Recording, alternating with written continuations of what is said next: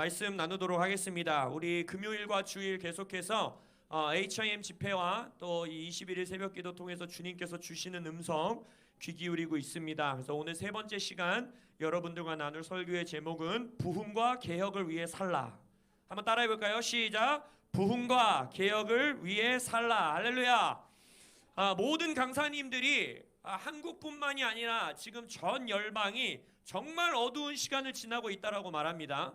지난 2년 동안 코로나 시즌에 있었던 변화와 지난 10년, 20년 동안 세계에 있었던 변화보다 훨씬 크다라고 말하는 사회학자들과 통계 자료들이 나타나고 있을 정도인데, 이 와중에 하나님께서 선포하신 내용은 뭡니까? 이 어두움의 한가운데에, 폭풍 한가운데에 극심한 흑암이 이 땅을 덮는 이때에 부흥이 정말 목전에 와 있다라는 것입니다. 할렐루야. 예수님께서 회개하라, 주의 나라가 너희에게 가까이 왔도다, 주의 나라가 임하였도다 라는 말씀 가운데에, 그 말씀을 원어로 해석하면 뭐라 그랬어요? 손 뻗으면 닿을 거리에 왔다라는 뜻이라고 했잖아요. 정말 하나님의 나라가, 부흥이 이 칠흑같이 어두워서 앞에 뭐가 있는지 보이지 않는 것 같은 이때에 나의 손을 믿음으로 뻗었을 때에 그 부흥을 취하는 자들 되시기를 예수님의 이름으로 축복합니다. 그래서 찰스 스탁 목사님께서도 새벽기도 때 뭐라 하셨어요? 히브리서 11장과 12장, 우리가 잘 알고 있는 이 믿음장을 보더라도 성경 안에 기록된, 오늘 기도원도 그렇죠. 아이들 설교 때도 그랬잖아요. 기도원의 부흥은 지금 언제 임한가요? 미디안 군대가 완전히 모래알과 메뚜기 떼처럼 그들을 둘러쌌을 때 그 땅에 부흥이 임했다라는 거예요. 결국 뭡니까? 히브리서 11장 12장에 나와 있는 모든 믿음의 선조들, 모든 믿음의 영웅들은 영광과 함께 동시에 핍박을 경험했다라는 거예요. 할렐루야. 여러분, 이 시대에 핍박이 교회를 억압하는 것 같고 교회가 짓눌리는 것 같고 이러한 시대에 영광을 경험하시길 바랍니다. 그리고 솔직히 지금 대한민국이 겪고 있는, 교회가 겪고 있는 핍박이다 하고 하는 거는 정말 핍박받는 나라에 비하면 아무것도 아닌 거잖아요. 물론 대한민국에서 이러한 일이 일어난다는 것 자체에 우리는 너무너무 깜짝 놀래고 주님 앞에 기도하는 것이지만, 또한 뒤집어서 또 다른 동전의 양면을 보면 북한, 중국, 러시아, 중동 이런 지역에서 교회들이 겪는 핍박에 비하면 우리가 겪는 건 아무것도 아니라는 거예요. 이러한 핍박과 압박이 왔을 때 하나님의 믿음으로 부흥을 취하는 자가 더 큰 핍박 가운데서도 더 큰 영광을 취할 것을 믿습니다. 할렐루야. 우리의 다음 세대들을 위해서도 지금 이 순간부터 이러한 어려움과 진동과 흑암의 시대 가운데에 부흥을 경험하는 가정들로 일어나시길 예수님의 이름으로 축복합니다.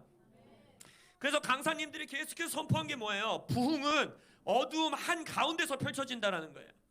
정말 오늘 기드온의 이야기도 그랬지 않습니까? 하나님께서 너희들의 군대가 너무 많다. 이게 무슨 말이에요? 하나님의 영광이 드러나게 하기 원하시는 그 세팅이 있다라는 거예요. 세팅이, 배경이 있다라는 거예요. 그렇기 때문에 하나님의 역사, 성경 안에서 봐도 교회사적으로 인류 역사로 보더라도 항상 하나님은 이거는 하나님이 하셨구나, 하나님의 영광이구나 라는 것을 드러날 수밖에 없는 상황 가운데 하나님이 역사하신다라는 거예요. 어두움 한가운데에 빛으로 임하시고 폭풍 한가운데에 샬롬으로 임하시고. 할렐루야. 그래서 로잉글 목사님도 뭐라고 했어요? 다니엘의 말씀이 지금 이 시대의 말씀이다라고 했잖아요. 지금 우리는 다니엘의 시대를 살아가고 있다라고 선포하지 않았습니까? 로잉글 목사님의 영적 아들인 데이빗 킴도 그랬고, 이 다니엘 시대의 특징은 뭐예요?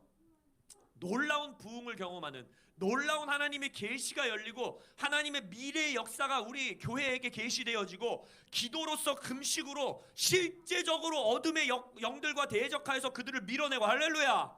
그러한 일들이 어디서 이루어집니까? 바벨론 제국 정 한가운데서 일어난다는 거예요.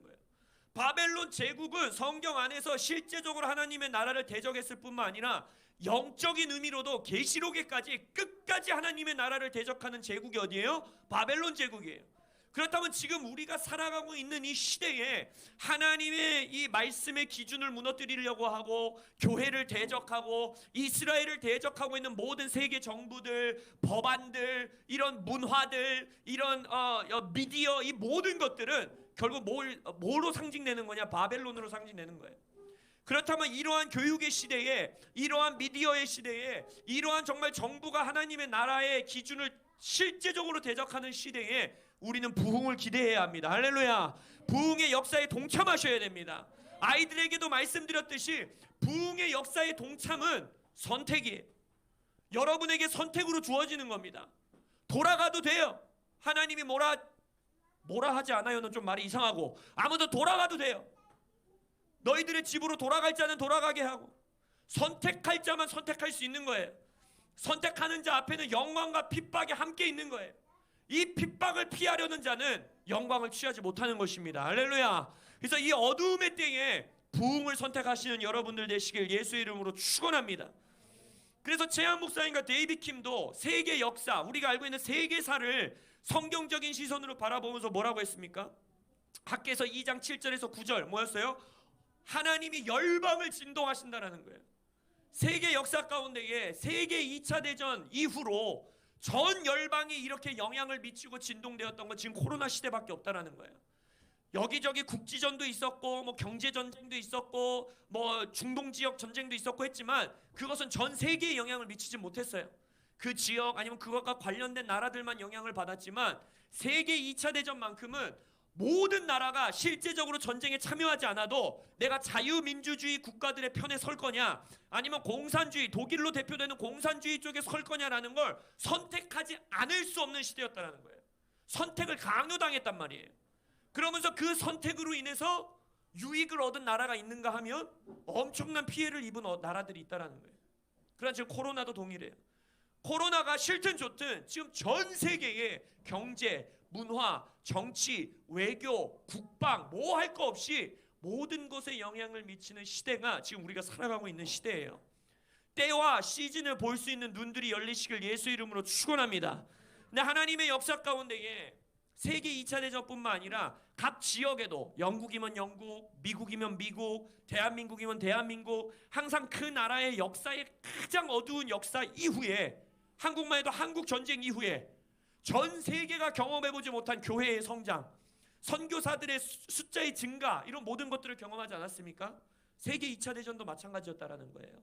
세계 2차 대전 이후에 공산주의 국가들이 무너지면서 문들이 열리면서 뭐라 그랬어요? 러시아가 붙잡고 있었던 곳, 독일 공산주의가 붙잡고 있었던 곳, 그것에 선교사들이 다 파송되면서 50년에서 55년, 길게 잡는 분들은 60년, 그 시대의 세계대전 2차 대전 이후에 어마어마한 부흥이 온 땅을 덮었다라는 거예요. 그 영향에 한국도 있는 것이고 1907년의 부흥도 거기서 이어져 오는 것이고, 그다음에 우리나라 대한민국은 한국 전쟁 이후에 정말 여러분 이런 나라가 없잖아요. 여러분 교회사 공부해보면 그 시대 90년대, 80년대, 2000년대 초반 모든 소위 말하는 가장 큰 교단들의 가장 큰 교회가 이 인구 숫자도 얼마 되지 않는 정말 지도상에서 코딱지만하다라는 게 정말 제대로인 이 나라에 다 위치하고 있었어요. 감리교 전 세계 제일 큰 교회, 침례교 전 세계 제일 큰 교회, 오순절교 전 세계 제일 큰 교회, 장로교 전 세계 제일 큰 교회가 한국 땅에 다 몰려 있었다는 거예요. 이런 나라가 없었어요. 이런 어마어마한 부흥을 50년, 60년 하나님의 진동 이후에 경험했다라는 것입니다. 그렇다면 우리는 이 시간 소망해야 돼요. 적극적으로 소망해야 돼요. 뭐냐? 이 세계가 진동하는 이 코로나 시대 이후에 이제는 우리 다음 세대들이 누릴 60년, 70년 아니 예수 오실 길까지 그때까지 이 나라 이 땅 열방 가운데 부흥을 허락하여 주옵소서. 그 어느 때보다 무릎 꿇고 기도하고 회개의 자리로 돌아와야 되는 시대가 열렸음을 예수의 이름으로 선포합니다. 그래서 우리는 부흥을 준비해야 되는 거예요. 할렐루야. 부흥을 기대해야 되는 거예요. 저는 2022년부터 물론 우리가 2020년부터 10년, 2029년까지의 시간을 우리가 새로운 10년의 시대라고 선포하시는 선지자분들의 말씀을 붙들고 지금 기도하고 있어요. 근데 저는 2022년 올해 새해가 밝은 다음에 제 마음에 실제적으로 정말 막 감격이 일어나고 있고 기대가 되고 있어요. 제가 정말 막 많은 목사님들 통역하면서 간증으로 들었던 막 브라이언 시몬스 목사님 간증만 또 보세요. 막 상상이 되십니까? 막 마이크 설교하는데 막 여기서 막 불길이 팍 치솟고 할렐루야.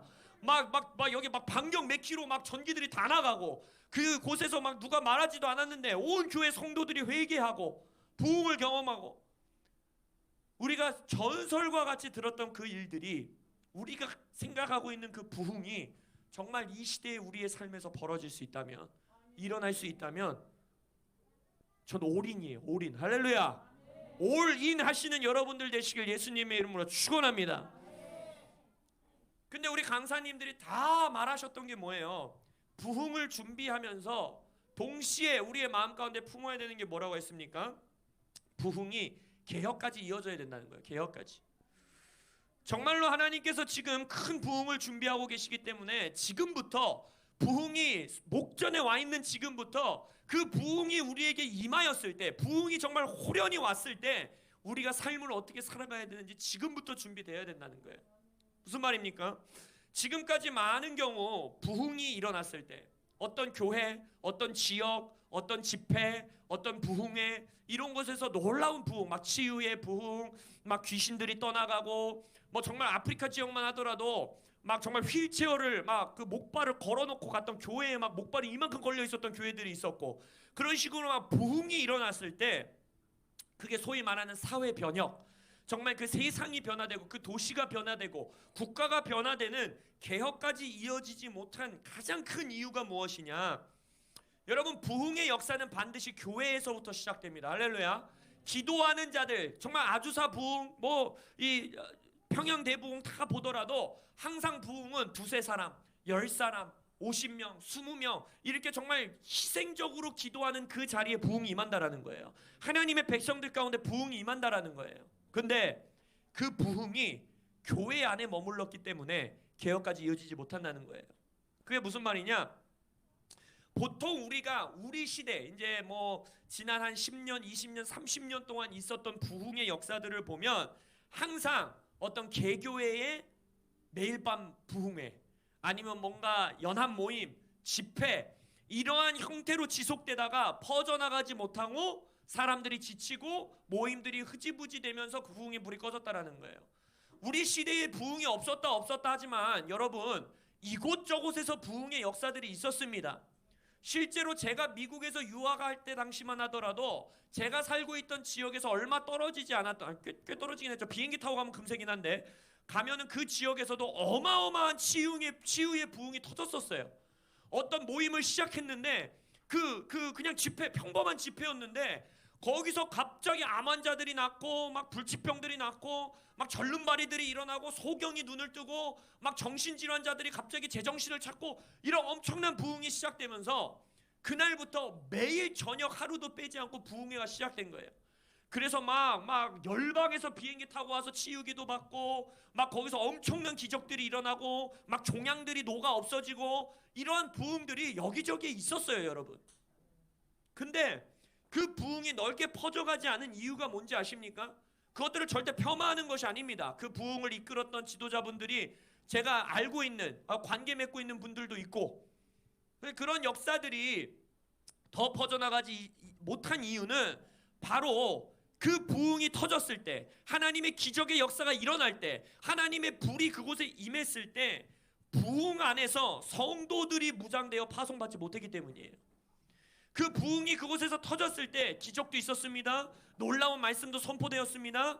그러나 그 모임 안에서 그 부흥회 안에서 성도 소위 말하는 교회 멤버들 성도들 그들의 생각이 바뀌고 그들의 삶이 변하고 그들의 관점이 바뀌고 그들의 가치관이 바뀌고 그들이 능력을 받고 그들이 기름 부으심을 받고 그들의 가정으로 그들의 사회 영역으로 그들의 일터로 파송하는 일, 무장시키는 일 이것들이 이루어지지 못할 때 모임이라는 건 한계가 있잖아요.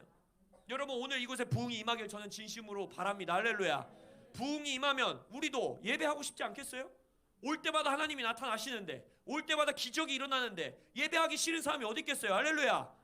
막 오면 암이 낫고 불치병이 낫고 막 귀신 들린 사람들이 제정신을 찾고 할렐루야. 그럼 모이겠죠. 우리도 매일매일 모이겠죠. 근데 그걸 언제까지 하시겠냐는 거예요. 언제까지 할 수 있겠냐는 거예요. 그러한 모임들의 특징이 뭐냐면 끝에 가면 그 부흥에 설교했던 분, 그 부흥에 기적이 일어났던 분, 그분들에게 모든 집중이 모이게 돼 있어요. 사람 이 심리상. 그러니까 그 목사님에게 기도를 받아야 될 것 같고 그 목사님에게 안수를 받아야 될 것 같고 그러면서 그 시간이 지속되면서 그 부흥이 지속되지 못하고 1년이면 1년, 2년이면 2년, 몇 개월이면 몇 개월 그 이후에 그 부흥의 불꽃이 사그라드는 경우들이 있다라는 것입니다. 그러다 보니까 카리스마틱한 리더들에게 그 부흥이 집중되게 되고, 기적을 사역자의 어떤 저 특별한 사역자, 정말 부흥을 경험한 저 사역자의 어떠한 은사와 능력이다라는 것에 멈추게 되고, 그러나 정말 우리가 부흥이 올 것을 믿습니다. 할렐루야. 근데 이 폭발적인 부흥이 일어났을 때 여러분들이 변화돼야 돼요. 여러분들이 무장돼야 돼요. 지금부터 여러분들이 부흥을 준비하는 기도와 금식과 회개의 자리를 지키셔야 되는 것입니다. 빌 존슨 목사님은 그걸 뭐라고 표현하셨어요? 부흥을 통역할 줄 알아야 된다는 거예요. 통역. 그러면서 말씀하셨던 게 뭐예요? 우리가 소위 생각하고 있는 부흥의 모습은 뭡니까? 막 갑자기 예배하는데 막 호가 막 춤을 추고, 막 상우가 막 갑자기 미친 듯이 막 손이 떨리고, 막 주체할 수 없이 막 바닥을 띵글띵글 굴러다니고, 할렐루야. 막 방언이 터지고, 할렐루야. 그러한 일들이 우리가 가지고 있는 부흥의 모습이에요. 그래서 상우가 그 부흥을 경험했어요. 야, 목사님이 내가 춤추면 부흥이 온다더니 부흥이 오니까 내가 춤을 추는구나. 이제 경험을 한 거야. 막 너무 감격을 했어. 그래서 지금 상우가 조교로 일하고 있는 대학원 사무실에 가가지고, 여러분 부흥이 왔습니다 하고 미친 듯이 춤을 추면 어떤 일이 될까요? 미친놈 소리를 듣는 거예요. 그래서 뭐라 그랬어요? 학교 선생님이 교회 안에서 부흥을 경험했으면 내 몸이 막 떨리고 하나님의 사랑을 체험하고 막 눈물이 나고 막 때로는 막 웃음이 나고 주체할 수 없이 땅을 떼굴떼굴 굴러다니고 병이 치유되고 이런 것을 경험했다면, 학교 선생님이 그 학교의 자리로 나아가서 학교 안에서 일어나야 되는 부흥을 통역해내야 된다는 거예요. 문제아의 아이들을 사랑으로 품어서 그 아이들이 학업의 자리로 나오게 하고, 정말 막 가정이 깨어지고 그래서 정말 막 불량배의 삶을 살아가고 비행 청소년과 같은 아이들을 사람 만들고, 할렐루야. 학교 선생님들과 모여 기도하는 그 자리에 또 다른 부흥이 임하게 하고 복음을 전하고, 그래서 학교의 배경 안에서 이게 부흥이구나, 이게 변화구나. 아니, 그 사람들은 부흥이란 단어를 안 쓰겠죠. 놀랍다, 기적이다 라는 말이 나올 수 있도록 그것을 통역해주고 번역해줘야 된다는 거예요. 그것은 여러분의 일터에서 일어나야 되는 일입니다. 여러분의 가정에서 일어나는 일이에요. 부흥을 통해 내 가정이 변화되고, 우리 부부 생활이 변화되고, 부모와 자녀의 관계가 회복되고, 주변 나의 아파트 주민들이 봤을 때 저 가정은 뭐가 달라라는 게 보이고, 일터 안에서 그 자가 일을 할 때에 저 사람은 뭐가 달라라는 게 보이고, 할렐루야. 그리고 실제적으로 거기서 기적을 여러분들이 행하는 거예요. 옆집 아줌마가 아플 때 내가 가서 기도해줘서 그의 병이 낫고, 할렐루야. 직장에서 자녀 문제로 속상해하는 자를 위해 내가 안수하고 기도했을 때 그 자녀가 주님께로 돌아오고, 이러한 일들의 주역이 여러분이 되어야 된다는 것입니다. 지금까지 부흥이 항상 교회 성장, 예배 모임 이런 것으로만 이어졌어요. 이건 너무 중요합니다. 저는 그것도 소망이에요. 할렐루야. 부흥을 통해 이 교회가 송도 땅에 알려지고, 부흥을 통해 사람들에게 이 교회가 알려지고 교회가 성장하고, 이것 또한 하나님의 역사임을 예수 이름으로 선포합니다. 그러나 그것이 궁극적인 목적이 아니라는 거예요. 우리의 궁극적인 목적은 저의 설교가 유명해지고 우리 교회 예배팀이 유명해지고 이러한 것이 아니에요. 우리의 궁극적인 목적은 여러분들이 변하는 겁니다. 여러분들이 능력을 받는 것입니다. 여러분들이 사업을 개척했는데 그 사업이 전 세계가 경제 위기에 봉착되어 있는데, 기도하고 하나님의 전략을 받아 아이디어를 가지고 사업을 하니 그것이 번창하고, 할렐루야. 세상 사람들은 다 이런 말을 할 때 나는 아니오를 말하고 그곳에서 승리를 얻어내고, 할렐루야. 이것이 부흥의 목적이에요. 이게 개혁입니다. 그래서 부흥의 목적은 여러분이 되셔야 돼요. 에베소서에서도 뭐라고 했습니까? 오중직임이라는 선물을 예수님께서 승천하면서 교회의 몸에게 주신 이유가 뭐라 그랬어요? 여러분들을 무장하는 거라고 했어요. 여러분들을 권면하는 거라고 했어요. 여러분들이 한 교회가 되어서 그리스도의 충만한 분량까지 성숙하게 자라가는 거라 했어요. 할렐루야. 그래서 오중직임을 외치고 부흥을 외치고 개혁을 외치는 우리 교회가, 사도는 이런 게 사도래, 선지자는 이런 게 선지자래 라는 걸 아는 것도 중요하고, 그러나 이 오중직임, 이것이 제가 말했잖아요. 또 다른 기독교의 MBTI와 같은 마치 막 무슨 그런 거 같이 되면 안 된다고. 뭐라 그랬어요? 여러분들 안에서 사도성이 나와야 되는 거예요. 여러분들 안에서 선지자성이 활성화돼야 되는 거예요. 여러분들 안에서 복음 전도자의 열정이 쏟아져 나와야 되는 거예요. 그럼 누가 여러분들에게 호 너는 사도구나, 상우 너는 선지자구나 안 말해줘도 돼요. 그러나 여러분들 안에서 그것이 활성화가 된다면, 여러분들 안에서 그것이 터져 나온다면 그것은 부흥의 목적을 성취하는 것인 것입니다. 며칠 전에 저는 정말 꿈을 잘 안 꾸는데 며칠 전에 제가 꿈을 꿨어요. 꿈을 잘 안 꾸기 때문에 꿈 꾸면은 그걸 적어놓을 건덕지가 있어요. 항상. 왜냐 막 별로 개 꿈은 많이 안 꾸는 것 같아요. 제가 꿈을 꾸면은 좀 영적인 꿈을 가끔 꿔요. 근데 최근에 한 일주일 전이었나 이제 제가 꿈을 하나 꿨는데 꿈에서 어떤 분이 나타나셔서 저에게 이렇게 말하는 거예요. 코람데오는 뭐 말씀도 좋고 이것도 좋고 저것도 좋고 참 좋은 교회네요 라고 하면서 뭐라고 하셨냐, 근데 이 좋은 게 이제 구슬 깨듯이 깨어져야 되네요 이렇게 말하는 거예요. 그 말을 듣는 순간 알았어요. 구슬이 깨어져야 된다라는 건 아무리 좋은, 우리 그것도 있지 않습니까? 구슬도 깨어야 가치가 있다라는 우리 속담도 있지 않습니까? 똑같은 거예요. 만약 우리 교회에 이러 좋은 것들이 있는데 그것이 가치 있게 드러나야 된다는 거예요.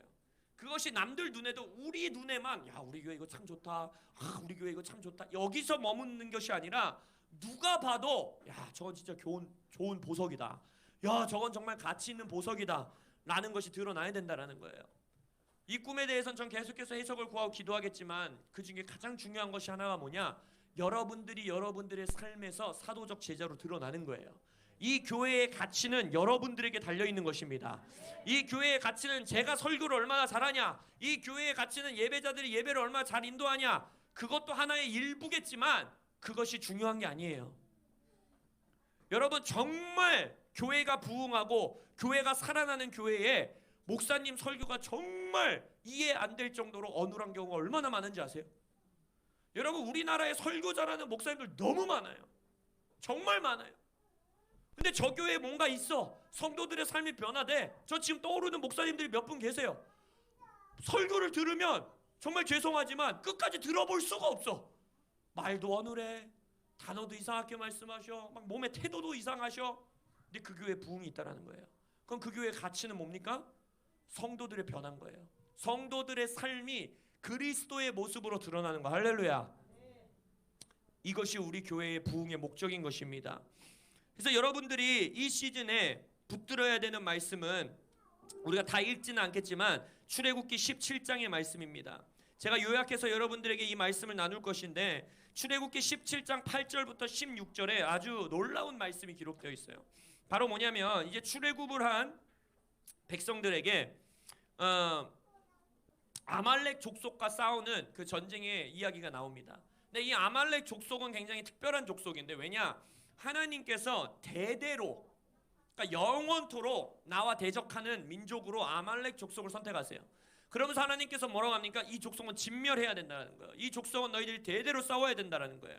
그러니까 결국 이것은 아말렉 사람들을 향한 말씀이 아니라 하나님께서 영원토록 지속될 예수 오시는 그날까지 우리가 싸워야 되는 전쟁을 지금 여기서 보여주고 계시는 거예요.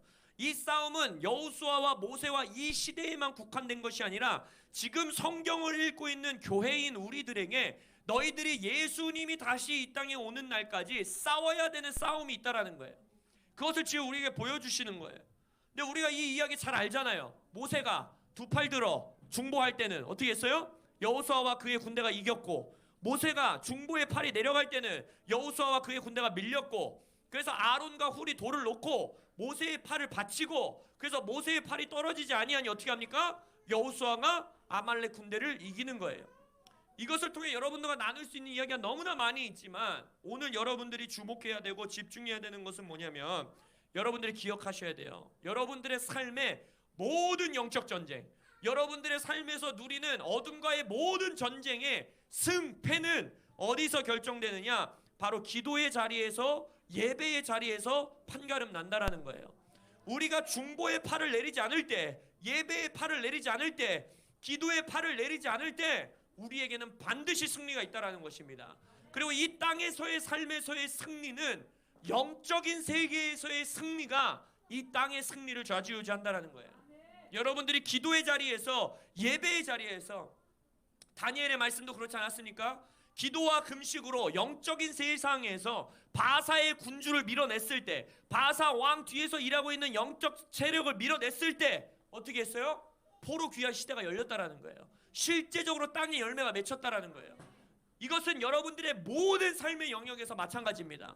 여러분의 가정 영역, 재정 영역, 일터 영역, 비즈니스, 학업, 심지어는 국가적 차원, 정치적 차원, 이 모든 싸움의 승패가 첫 번째 어디서 결정되느냐? 하늘의 영역에서 결정된다는 거예요. 기도와 예배의 자리에서 여러분들은 그 승리를 이루어내야 돼요. 근데 거기서 멈추면 안 됩니다. 두 번째, 하나님께서는 여호수아의 칼끝을 통하여 그 영적 하늘에서 이루어진 그 뜻을 이 땅 가운데 실제적으로 실현해내셨다라는 거예요. 무슨 말입니까? 하늘의 영역에서 확정된 승리를, 하늘에서 이루어진 아버지의 뜻, 하늘에서 이루어진 아버지의 나라를 실현해내는 자리가 있다라는 거예요. 그게 여호수아의 자리라는 거예요. 근데 지금까지 우리는 이 말씀을 어떻게 해석했느냐면, 그리고 이 해석도 절대 틀린 해석이 아닙니다. 근데 우리가 이것들을 어떻게 대입하고 적용했냐면, 그렇지, 전임 사역자들, 소위 말하는 풀타임 사역자들, 저와 같은 목회자, 예배자들, 레위인들, 전도사님들, 이분들은 누구예요? 모세예요. 그래서 우리는 성도들을 바라보면서 두 손 들고 우리 염집사님이 직장에서 승리하게 하소서, 우리 호가 우리 학교에서 승리하게 하소서, 우리의 두 팔을 내리면 안 돼. 그래야지만 이 성도님들이 성공하고 전쟁을 승리하고 기적을 일으키고 놀라운 역사가 일어나. 이것도 맞는 거예요. 왜냐하면 공동체 안에서 하나님께서 분명히 맡기신 역할과 그것들이 있어요. 맞아요. 왜냐, 지체라 했으니까. 그러나 하나님의 뜻은 거기서 확정되지 않는다라는 거예요. 뭐냐? 예수 안에서 우리의 정체성이 뭘로 변화됐습니까? 여러분은 왕이요 제사장입니다.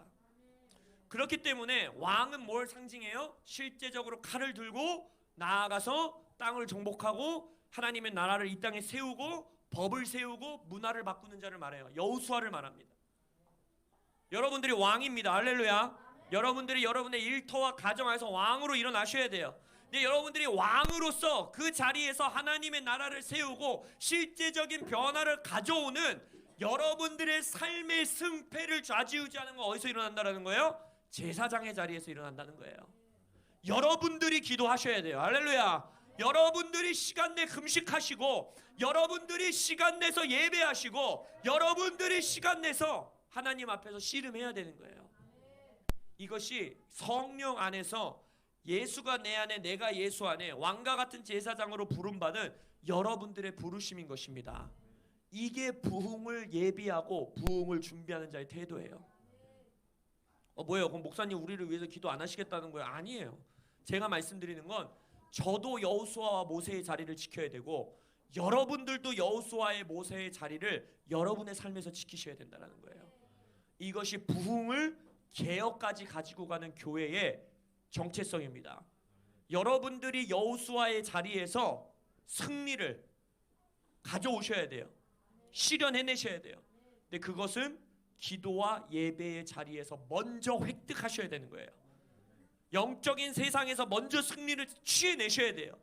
그리고 나서 하나님이 주시는 지혜, 능력, 은총, 부와 영광과 존귀와 축복으로 학교에 있는 자들은 학업의 자리에서, 일터에 있는 자들은 직장의 자리에서, 사업하는 자들은 사업의 자리에서, 부모들과 자녀들은 가정의 자리에서 그 영적인 세계에서 일어난 그 일을 이 땅 가운데 실제적으로 이루어내시는 겁니다.